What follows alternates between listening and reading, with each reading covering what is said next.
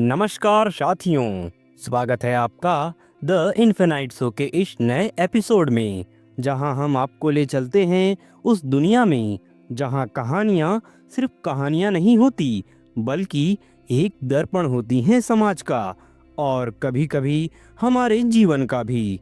आज हम सुनने जा रहे हैं हिंदी साहित्य के महान कथाकार मुंशी प्रेमचंद जी की एक कालजयी रचना डिक्री के रुपए। यह केवल रुपए की कहानी नहीं है, यह है आत्मसम्मान की, ईमानदारी की और इंसानियत की वो मिसाल जो वक्त के साथ और भी कीमती होती जाती है। इस कहानी में हमें मिलते हैं वो किरदार जो गरीब जरूर हैं लेकिन अपने सिद्धांतों में अमीर हैं, जिनकी गरीबी भी उनके आत्मगौरव के आगे झुक जाती है। तो चलिए मेरे साथ एक ऐसी कहानी की ओर जहां प्रेमचंद की कलम हमें सिखाती है कि सच्चाई, धैर्य और आत्मसम्मान की कीमत किसी डिक्री से तय नहीं होती।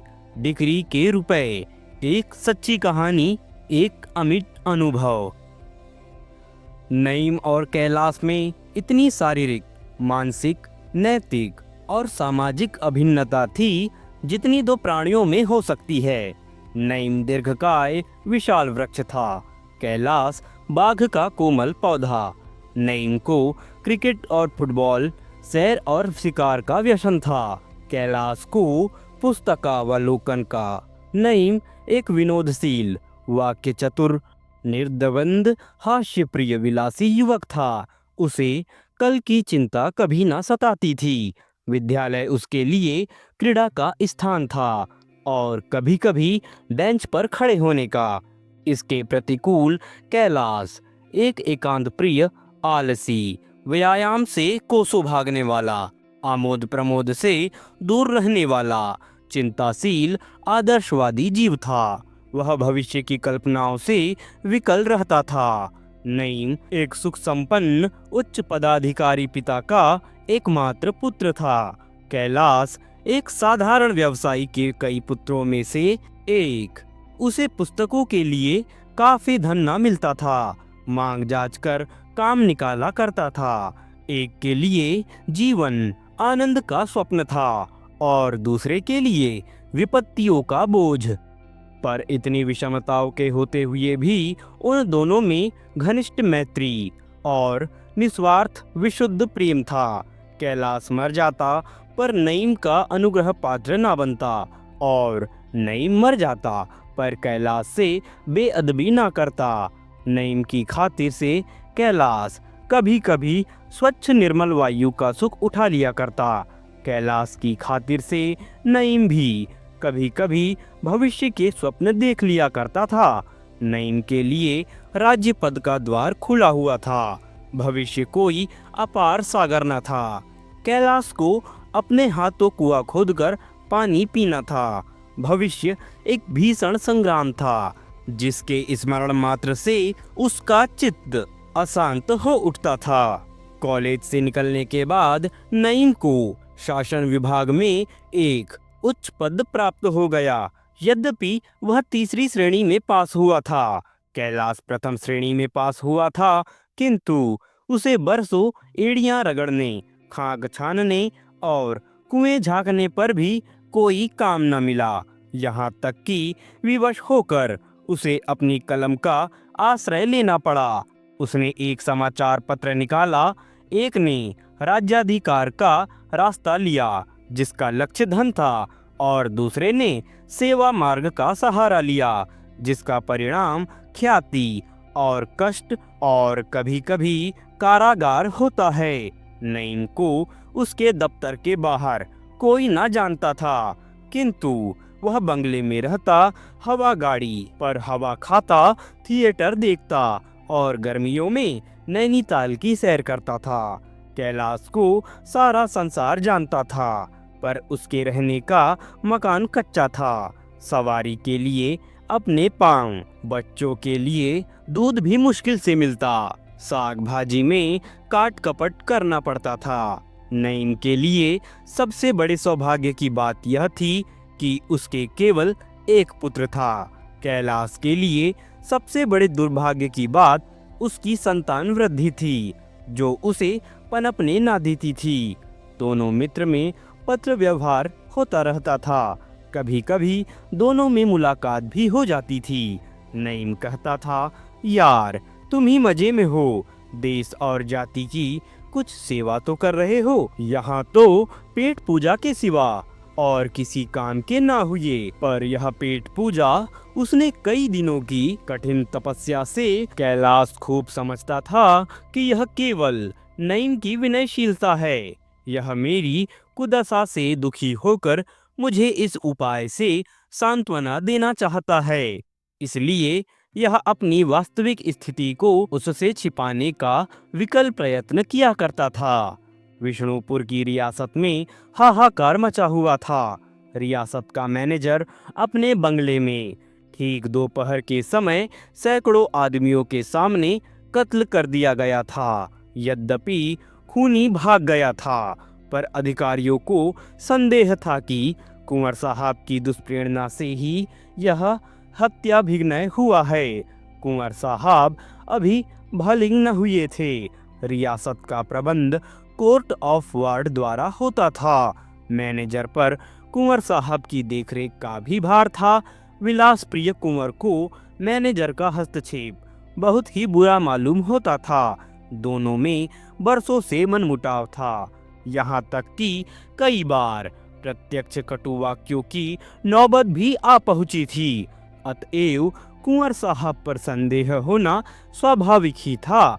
इस घटना का अनुसंधान करने के लिए जिले के हकीम ने मिर्जा नईम को नियुक्त किया। किसी पुलिस कर्मचारी द्वारा तहकीकात कराने में कुंवर साहब के अपमान का भय था। नईम को अपने भाग्य निर्माण का स्वर्ण सुयोग प्राप्त हुआ। वह न त्यागी था न ज्ञानी। सभी उसके चरित्र की दुर्बलता से परिचित थे। अगर कोई न जानता था तो हुक्काम लोग। कुंवर साहब ने मुँह मांगी मुराद पाई। नईम जब विष्णुपुर पहुंचा तो उसका असामान्य आदर सत्कार हुआ। भेंटें चढ़ने लगी। अर्दली से चपरासी, पेशकार, शाइस बाबरची, खिदमतगार, तब सभी के मुहत्तर और मुट्ठियां गर्म होने लगी। कुंवर साहब के हवाले मवाली रात दिन घेरे रहते, मानो दामाद ससुराल आया हो। एक दिन था, प्रातः काल कुंवर साहब की माता आकर नईम के सामने अपना हाथ बांधकर खड़ी हो गई। नईम लेटा हुआ हुक्का पी रहा था। तब संयम और वैधव्य की यह तेजस्वी प्रतिमा देखकर उठ बैठा। रानी उसकी ओर वात्सल्यपूर्ण लोचनों से देखती हुई बोली, हुजूर, मेरे बेटे का जीवन आपके हाथ में है। आप ही उसके भाग्य विधाता हैं। आपकी उसी माता की सौगंध जिसके आप सुयोग्य पुत्र हैं। मेरे लाल की रक्षा कीजिएगा। मैं तन मन धन आपके चरणों पर अर्पण करती हूँ। स्वार्थ ने दया के संयोग से नईम को पूर्ण रीति से वशीभूत कर लिया। उन्हीं दिनों कैलाश नईम से मिलने आया। दोनों मित्र बड़े तपाक से गले मिले। नईम ने बातों बातों में यह संपूर्ण वृतांत कह सुनाया और कैलाश पर अपने कृत्य का औचित्य सिद्ध करना चाहा। कैलाश ने कहा, मेरे विचार में पाप सदैव पाप है, चाहे वह किसी आवरण में मंडित हो। नईम, और मेरा विचार है कि अगर गुनाह से किसी की जान बचती हो तो वह ऐन शबाब है। कुंवर साहब अभी नौजवान आदमी हैं, बहुत ही होनहार, बुद्धिमान, उदार और सहृदय हैं। आप उनसे मिलें तो खुश हो जाएं। उनका स्वभाव अत्यंत विनम्र है। मैनेजर जो यथार्थ में दुष्ट प्रकृति का मनुष्य था, बरबस कुंवर साहब को दिक किया करता था। यहाँ तक कि एक मोटर कार के लिए रुपए ना स्वीकार किए, ना सिफारिश की। मैं यह नहीं कहता कि कुंवर साहब का यह कार्य स्तुत्य है, लेकिन बहस यह है कि उनको अपराधी सिद्ध करके उन्हें काले पानी की हवा खिलाई जाए या निरपराध सिद्ध करके उनकी प्राण रक्षा की जाए। और भाई, तुमसे तो कोई पर्दा नहीं है। पूरे 20,000 रुपए की थैली है। बस मुझे अपनी रिपोर्ट में यह लिख देना होगा कि यह व्यक्तिगत वैमनस्य के कारण दुर्घटना हुई है।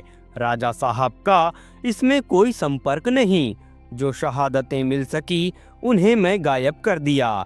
मुझे इस कार्य के लिए नियुक्त करने में अधिकारियों की एक मसलहत थी।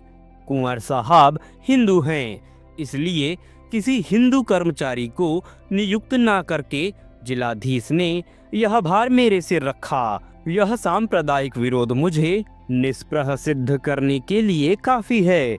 मैंने 2-4 अवसरों पर कुछ तो हुक्काम की प्रेरणा से और कुछ स्वेच्छा से मुसलमानों के साथ पक्षपात किया, जिससे यह मशहूर हो गया है कि मैं हिंदुओं का कट्टर दुश्मन हूँ। हिंदू लोग मुझे पक्षपात का पुतला समझते हैं।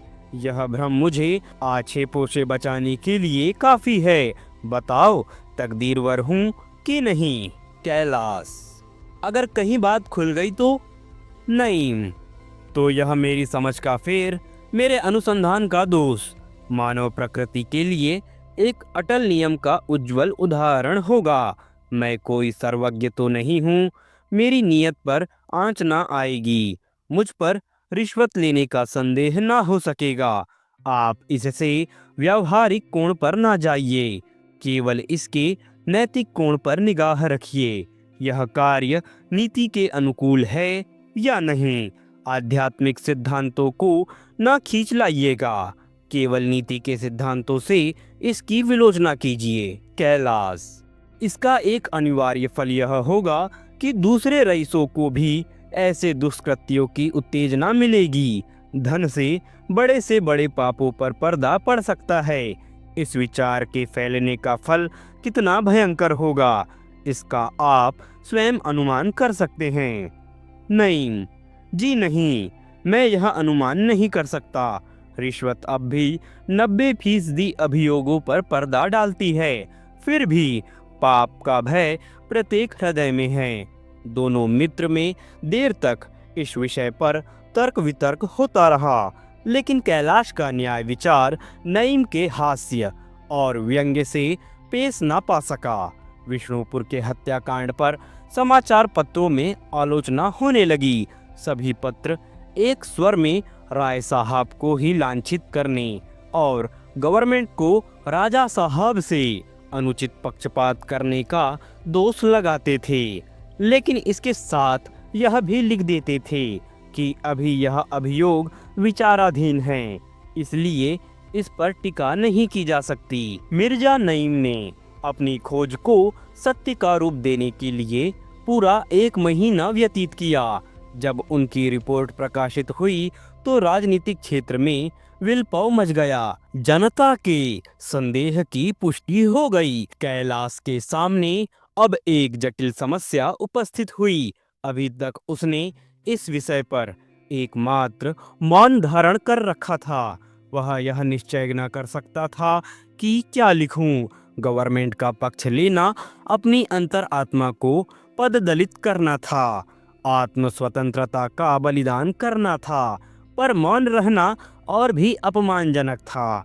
अंत में जब सहयोगियों में 2-4 ने उसके ऊपर सांकेतिक रूप से आपेक्ष करना शुरू किया, उसका मौन निरर्थक नहीं है, तब उसके लिए तटस्थ रहना असह्य हो गया। उसके व्यक्तित्व तथा जातीय कर्तव्यों में घोर संग्राम होने लगा। उस मैत्री को जिसके अंकुर 25 वर्ष पहले हृदय में अंकुरित हुए थे और अब जो एक सघन विशाल वृक्ष का रूप धारण कर चुकी थी, हृदय से निकालना हृदय को चीरना था।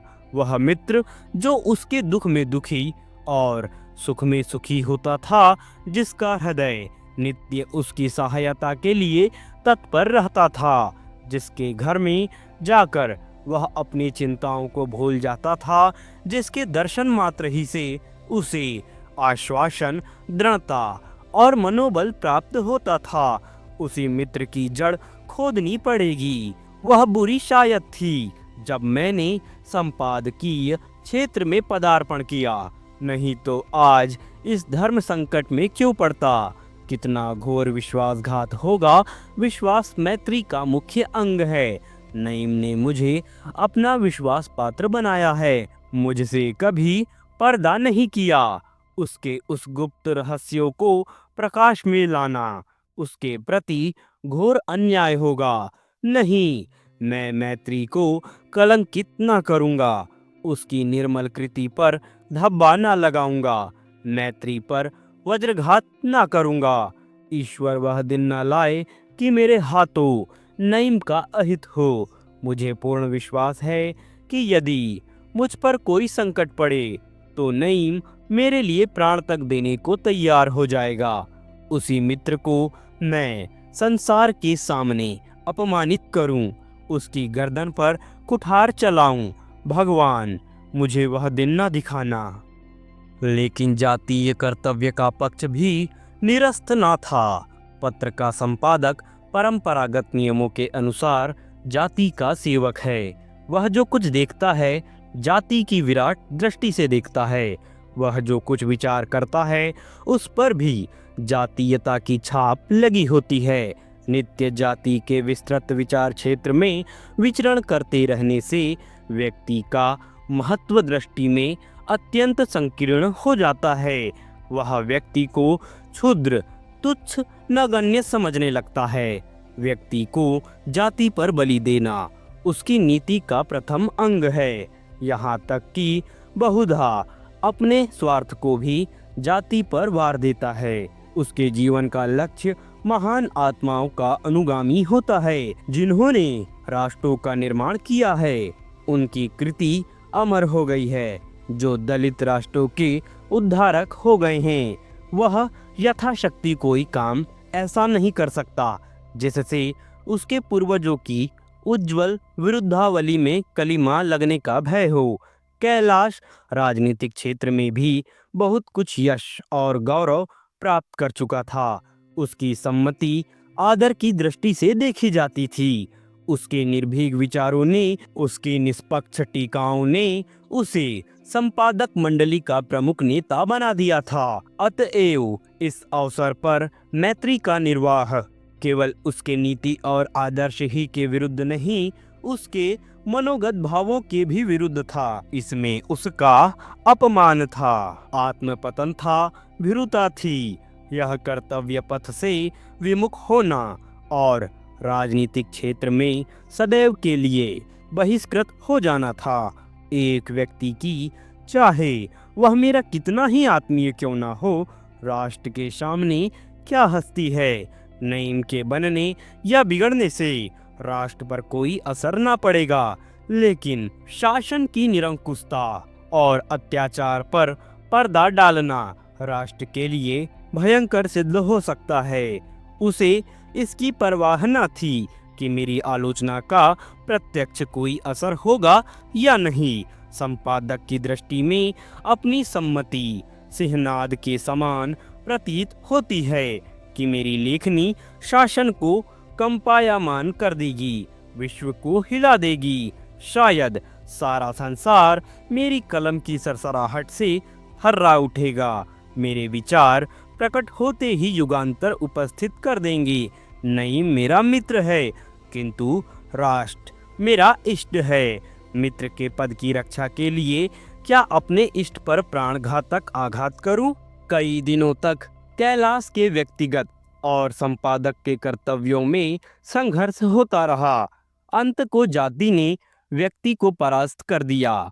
उसने निश्चय किया कि मैं इस रहस्य का यथार्थ स्वरूप दिखा दूंगा। शासन के अनुत्तरदायित्व को जनता के सामने खोल कर रख दूंगा। शासन विभाग के कर्मचारियों की स्वार्थ लोपुपता का नमूना दिखा दूंगा। दुनिया को दिखा दूंगा कि सरकार किनकी आंखों से देखती है, किनके कानों से सुनती है। उसकी अक्षमता, उसकी अयोग्यता और उसकी दुर्बलता को प्रमाणित करने का इससे बढ़कर और कौन सा उदाहरण मिल सकता है। नईम मेरा मित्र है तो हो, जाति के सामने वह कोई चीज नहीं है।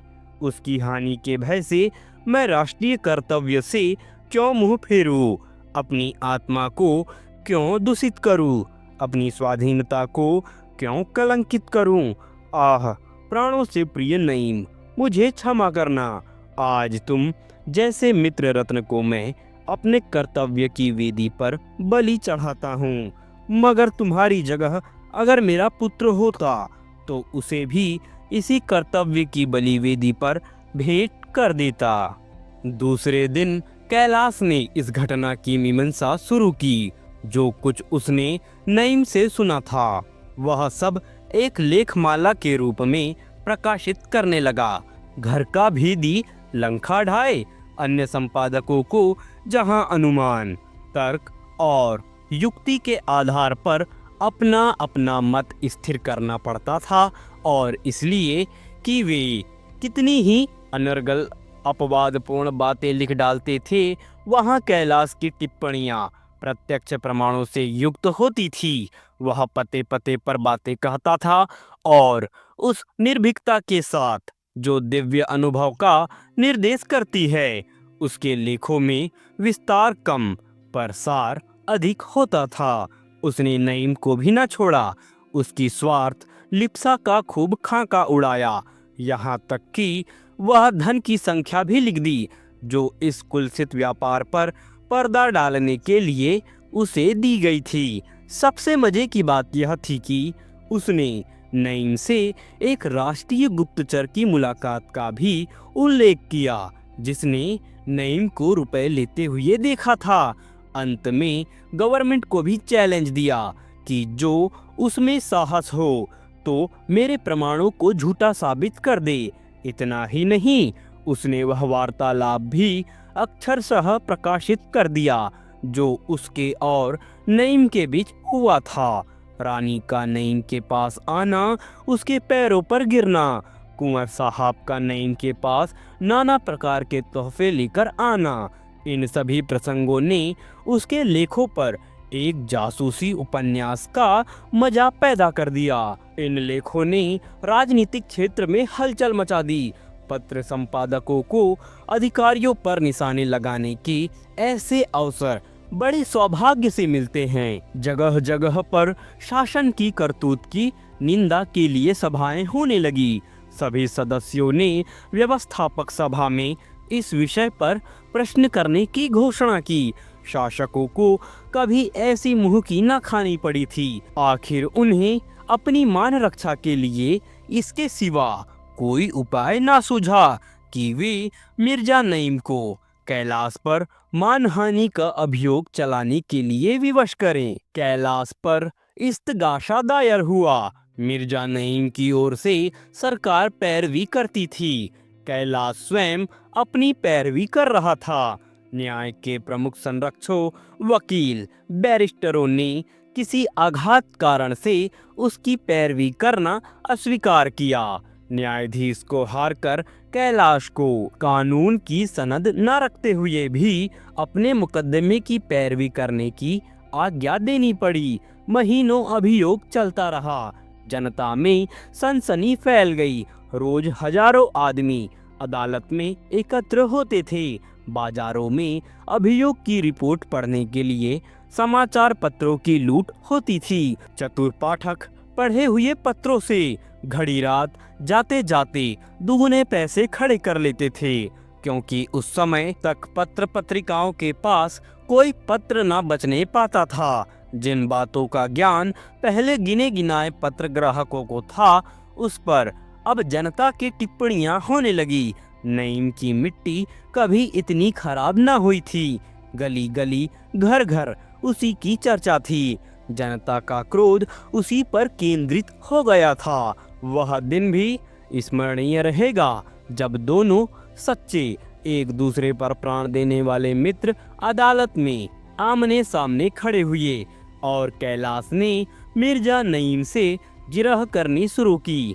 कैलाश को ऐसा मानसिक कष्ट हो रहा था मानो वह नईम की गर्दन पर तलवार चलाने जा रहा है, और नईम के लिए तो अग्नि परीक्षा थी।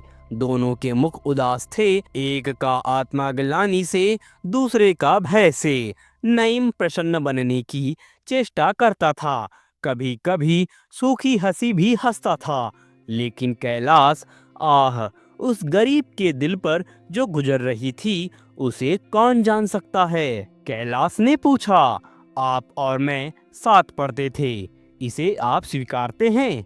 नईम, अवश्य स्वीकारता हूँ। कैलाश, हम दोनों में इतनी घनिष्ठता थी कि हम आपस में कोई पर्दा ना रखते थे, इसे आप स्वीकारते हैं? नईम, अवश्य स्वीकारता हूँ। कैलाश, क्या उस समय आपने मुझसे यह नहीं कहा था कि कुंवर साहब की प्रेरणा से यह हत्या हुई है? नईम, कदापि नहीं। कैलाश, आपके मुख से यह शब्द नहीं निकले थे कि 20,000 रुपए की थैली है?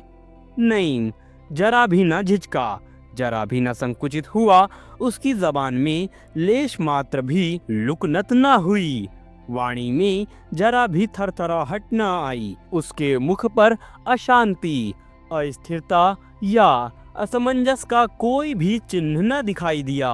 वह अविचल खड़ा रहा। कैलाश ने बहुत डरते डरते यह प्रश्न किया था। उसको भय था कि नईम इसका कुछ जवाब ना दे सकेगा, कदाचित रोने लगेगा, लेकिन नईम ने निशंक भाव से कहा, संभव है आपने स्वप्न में मुझसे यह बातें सुनी हो।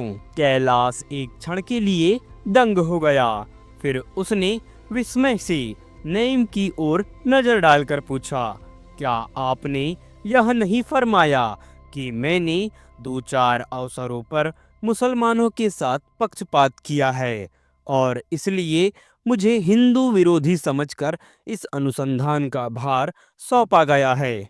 नईम जरा भी न झिझका, अविचल, स्थिर और शांत भाव से बोला, आपकी कल्पना शक्ति वास्तव में आश्चर्यजनक है। बरसों तक आपके साथ रहने पर भी मुझे यह विदित नहीं हुआ था कि आप में घटनाओं का आविष्कार करने की ऐसी चमत्कारपूर्ण शक्ति है। कैलाश ने और कोई प्रश्न नहीं किया। उसे अपने पराभव का दुख न था, दुख था नईम की आत्मा के पतन का। वह कल्पना भी न कर सकता था कि कोई मनुष्य अपने मुंह से निकली हुई बात को इतनी ठिठाई के साथ अस्वीकार कर सकता है, और वह भी उस आदमी के मुंह पर जिससे वह बात कही गई हो। यह मानवीय दुर्बलता की पराकाष्ठा है। वह नईम जिसका अंदर और बाहर एक था, जिसके विचार और व्यवहार में भेद न था, जिसकी वाणी आंतरिक भावों का दर्पण थी। वह नईम, वह सरल आत्माभिमानी सत्य भक्त नईम, इतना धूर्त, ऐसा मक्कार हो सकता है? क्या दासता के सांचे में ढलकर मनुष्य अपना मनुष्यत्व खो बैठता है? क्या यह दिव्य गुणों का रूपांतर करने का यंत्र है? अदालत ने नईम को 20,000 रुपए की डिक्री दे दी। कैलाश पर वज्रपात हो गया। इस निश्चय पर राजनीतिक संसार में फिर कोहराम मचा। सरकारी पक्ष के पत्रों ने कैलाश को धूर्त कहा, जनपक्ष वालों ने नईम को शैतान बताया। नईम के दुस्साहस ने न्याय की दृष्टि में चाहे उसे निरपराध सिद्ध कर दिया हो, पर जनता की दृष्टि में तो उसे और भी गिरा दिया। कैलाश के पास सहानुभूति के पत्र और तार आने लगे। पत्रों में उसकी निर्भीकता और सत्यनिष्ठा की प्रशंसा होने लगी। जगह जगह सभाएं और जलसे हुए और न्यायालय के निश्चय पर असंतोष प्रकट किया गया। परंतु सूखे बादलों से पृथ्वी की तृप्ति तो नहीं होती, रुपए कहाँ से आवें? और वह भी एकदम से 20,000। आदर्श पालन का यही मूल्य है। राष्ट्र सेवा महंगा सौदा है। 20,000, इतने रुपए तो कैलाश ने शायद स्वप्न में भी ना देखे होंगे। और जब देने पड़ेंगे, कहाँ से देगा? इतने रुपए के सूद से ही वह जीविका की चिंता से मुक्त हो सकता था। उसे अपने पत्र में अपनी विपत्ति का रोना रोकर चंदा एकत्र करने से घृणा थी। मैंने अपने ग्राहकों की अनुमति लेकर इस शोर से मोर्चा नहीं लिया था। मैनेजर की वकालत करने के लिए किसी ने मेरी गर्दन नहीं दबाई थी। मैंने अपना कर्तव्य समझकर ही शासकों को चुनौती दी थी। जिस काम के लिए मैं अकेला जिम्मेदार हूँ, उसका भार अपने ग्राहकों पर क्यों डालूं? यह अन्याय है। संभव है जनता में आंदोलन करने से 2-4 हजार रुपए हाथ आ जाएं, लेकिन यह संपादकीय आदर्शों के विरुद्ध है। इससे मेरी शान में बट्टा लगता है। दूसरों को यह कहने का अवसर दूं कि और के मत्थे फुलौड़ियाँ खाई तो क्या बड़ा जग जीत लिया। तब जानते कि अपने बलबूते पर गरजते। निर्भीक आलोचना का सहरा तो मेरे सिर बंधा, उसका मूल्य दूसरों से क्यों वसूल करूं? मेरा पत्र बंद हो जाए, मैं पकड़कर कैद कर लिया जाऊं, मेरा मकान कुर्क कर लिया जाए, बर्तन भाड़े नीलाम हो जाएं, यह सब मुझे मंजूर है। जो कुछ सिर पड़ेगी भुगतान लूंगा, पर किसी के सामने हाथ न फैलाऊंगा। सूर्योदय का समय था। पूर्व दिशा में प्रकाश की छटा ऐसे दौड़ी चली आती थी जैसे आंखों से आंसुओं की धारा। ठंडी हवा कलेजे पर यूं लगती थी जैसे किसी के करुण क्रंदन की ध्वनि। सामने का मैदान दुखी हृदय की भांति ज्योति के बाणों से बिंद रहा था। घर में वह निस्तब्धता छाई थी जो गृहस्वामी के गुप्त रोदन की सूचना देती है। ना बालकों का शोरगुल और ना माता की शांति प्रसारणी शब्द ताड़ना। जब दीपक बुझ रहा हो तो घर में प्रकाश कहाँ से आए? यह आशा का प्रकाश नहीं, शोक का प्रकाश था, क्योंकि आज ही कुर्क जमीन कैलाश की संपत्ति को नीलाम करने के लिए आने वाला था। उसने अंतर्वेदना से विकल होकर कहा, आह, आज मेरे सामाजिक जीवन का अंत हो जाएगा। जिस भवन का निर्माण करने में अपने जीवन के 25 वर्ष लगा दिए, आज यह नष्ट भ्रष्ट हो जाएगा। पत्र की गर्दन पर छुरी फिर जाएगी, मेरे पैरों पर उपहास और अपमान की बेड़ियां पड़ जाएंगी, मुख में कालिमा लग जाएगी, यह शांति कुटीर उजड़ जाएगा। यह शोकाकुल परिवार किसी मुरझाए हुए फूल की पंखुड़ियों की भांति बिखर जाएगा। संसार में उसके लिए कहीं आश्रय नहीं है। जनता की स्मृति चिरस्थायी नहीं होती। अल्पकाल में मेरी सेवाएं विस्मृति के अंधकार में लीन हो जाएंगी। किसी को मेरी सुध भी न रहेगी। कोई मेरी विपत्ति पर आंसू बहाने वाला भी न होगा। सहसा उसे याद आया, आज के लिए अभी अग्रलेख लिखना है। आज अपने सुहृद पाठकों को सूचना दूं कि इस पत्र के जीवन का अंतिम दिवस है। उसे फिर अपनी सेवा में पहुंचने का सौभाग्य न होगा। हमसे अनेक भूलें हुईं। आज हम उनके लिए आपसे क्षमा मांगते हैं। आपने हमारे प्रति जो संवेदना और सुहृदयता प्रकट की है, उसके लिए हम सदैव आपके कृतज्ञ रहेंगे। हमें किसी से कोई शिकायत नहीं है। हमें इस अकाल मृत्यु का दुख नहीं है, क्योंकि वह सौभाग्य उन्हीं को प्राप्त होता है जो अपने कर्तव्य पथ पर अविचल रहते हैं। दुख यही है कि हम जाति के लिए इससे अधिक बलिदान करने में समर्थ ना हुए। इस लेख को आदि से अंत तक सोचकर वह कुर्सी से उठा ही था कि किसी के पैरों की आहट मालूम हुई। गर्दन उठाकर देखा तो मिर्जा नईम था। वही हंसमुख चेहरा, वही मृदु मुस्कान, वही क्रीड़ामय नेत्र। आते ही कैलाश के गले से लिपट गया। कैलाश ने गर्दन छुड़ाते हुए कहा, क्या मेरे घाव पर नमक छिड़कने, मेरी लाश को ठुकराने आए हो? नईम ने उसकी गर्दन को और जोर से दबाकर कहा, और क्या मोहब्बत के यही तो मजे हैं? कैलाश, मुझसे दिल लगी ना करो, भरा बैठा हूँ, मार बैठूंगा। नईम की आंखें सजल हो गई। बोला, आह जालिम, मैं तेरी जबान से यही कटु वाक्य सुनने के लिए तो विकल हो रहा था। जितना चाहे कोसो, खूब गालियां दो, मुझे इसमें मधुर संगीत का आनंद आ रहा है। कैलाश, और अभी जब अदालत का कुर्क आमीन मेरा घर बार नीलाम करने आएगा तो क्या होगा? बोलो, अपनी जान बचाकर तो अलग हो गए, नईम, हम दोनों मिलकर खूब तालियां बजाएंगे और उसे बंदर की तरह नचाएंगे। कैलाश, तुम अब पिटोगे मेरे हाथों से जालिम। तुझे मेरे बच्चों पर भी दया न आई। नईम, तुम भी चले मुझी से जोर आजमाने। कोई समय था जब बाजी तुम्हारे हाथ रहती थी, अब मेरी बारी है। तुमने मौका महल तो देखा नहीं, मुझ पर पिल पड़े। कैलाश, सरासर सत्य की उपेक्षा करना मेरे सिद्धांत के विरुद्ध था। नईम, और सत्य का गला घोटना मेरे सिद्धांत के अनुकूल। कैलाश, अभी एक पूरा परिवार तुम्हारे गले मर दूंगा तो अपनी किस्मत को रोओगे। देखने मैं तुम्हारा आधा भी नहीं हूँ, लेकिन संतानोत्पत्ति में तुम जैसे 3 पर भारी हूँ, पूरे 7 हैं, कम ना बेश। नईम, अच्छा लाओ, कुछ खिलाते पिलाते हो या तकदीर का मरसिया ही गाए जाओगे। तुम्हारे सिर की कसम, बहुत भूखा हूँ, घर से बिना खाए ही चल पड़ा। कैलाश, यहाँ आज 16 दंड एकादशी, सबके सब शोक में बैठे उसी अदालत के जल्लाद की राह देख रहे हैं। खाने पीने का क्या जिक्र, तुम्हारी बैग में कुछ हो तो निकालो, आज साथ बैठकर खा लें, फिर तो जिंदगी भर का रोना है ही। नईम, फिर तो ऐसी शरारत न करोगे। कैलाश, वाह, यह तो अपने रोम रोम में व्याप्त हो गई है।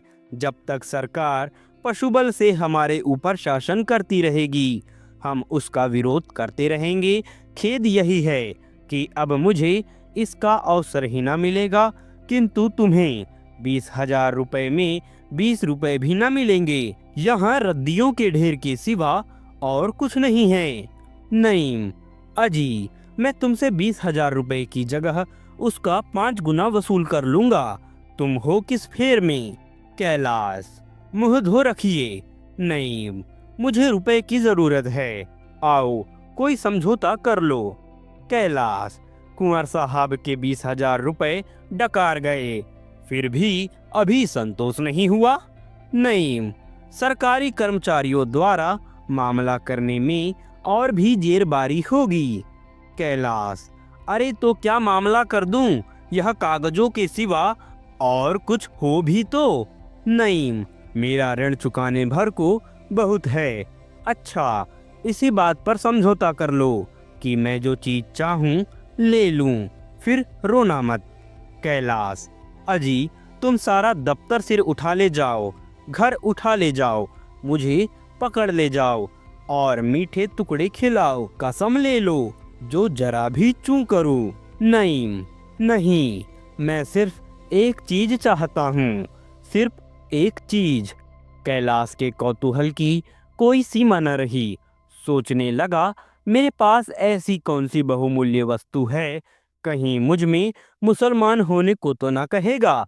यही एक धर्म, एक चीज है जिसका मूल्य 1 से लेकर असंख्य तक रखा जा सकता है। जरा देखो तो हजरत क्या कहते हैं। उसने पूछा, क्या चीज? नईम, मिसेज कैलाश से 1 मिनट तक एकांत में बातचीत करने की आज्ञा। कैलाश ने नईम के सिर पर एक चप्पल जमाकर कहा, फिर वही शरारत, सैकड़ों बार तो देख चुके हो, ऐसी कौन सी इंद्र की अप्सरा है। नईम, वह कुछ भी हो, मामला करते हो तो करो, मगर याद रखना एकांत की शर्त। कैलाश, मंजूर है, फिर जो डिक्री के रुपए मांगे गए तो नोच ही खाऊंगा। नईम, हाँ मंजूर है। कैलाश, धीरे से, मगर यार नाजुक मिजाज स्त्री है, कोई बेहुदा मजाक ना कर बैठना। नईम, जी, इन बातों में मुझे आपके उपदेश की जरूरत नहीं, मुझे उनके कमरे में तो ले चलिए। कैलाश, सिर नीचे किए रखना। नईम, अजी, आंखों में पट्टी बांध दो। कैलाश के घर में पर्दा न था। उमा चिंता मग्न बैठी हुई थी। सहसा नईम और कैलाश को देखकर चौंक पड़ी, बोली, आइए मिर्जा जी, अब की तो बहुत दिनों में याद किया। कैलाश नईम को वहीं छोड़कर कमरे से बाहर निकल आया, लेकिन पर्दे की आड़ से छिपकर देखने लगा कि इनमें क्या बातें होती है। उसे कुछ बुरा ख्याल न था, केवल कौतूहल था। नईम, हम सरकारी आदमियों को इतनी फुर्सत कहाँ, डिग्री के रुपए वसूल करने थे, इसलिए चला आया हूँ। उमा कहाँ तो मुस्कुरा रही थी, कहाँ रुपए का नाम सुनते ही उसका चेहरा फक हो गया। गंभीर स्वर में बोली, हम लोग स्वयं इसी चिंता में पड़े हुए हैं, कहीं रुपए मिलने की आशा नहीं है और उन्हें जनता से अपील करते संकोच होता है। नहीं अजी, आप कहती क्या हैं? मैंने सब रुपए पाई पाई वसूल कर लिए। उमा ने चकित होकर कहा, सच? उनके पास रुपए कहाँ थे? नईम, उनकी हमेशा से यही आदत है। आपसे कहा होगा मेरे पास कौड़ी नहीं है, लेकिन मैंने चुटकियों में वसूल कर लिया। आप उठिए, खाने का इंतजाम कीजिए। उमा, रुपए भला क्या दिए होंगे, मुझे एतबार नहीं आता। नईम, आप सरल हैं और वह एक ही कैया, उसे तो मैं ही खूब जानता हूँ। अपनी दरिद्रता के दुखड़े गा गा कर आपको चकमा दिया करता होगा। कैलाश मुस्कुराते हुए कमरे में आए और बोले, अच्छा निकलिए बाहर, यहाँ भी अपनी शैतानी से बाज ना आए। नईम, रुपए की रसीद तो लिख दूं? उमा, तुमने रुपए दे दिए? कहाँ मिले? कैलाश, फिर कभी बतला दूंगा, उठिए हजरत। उमा, बताते क्यों नहीं, कहाँ मिले? मिरार जी से कौन पर्दा है? कैलाश, नईम, तुम उमा के सामने मेरी तौहीन करना चाहते हो? नईम, तुमने सारी दुनिया के सामने मेरी तौहीन नहीं की।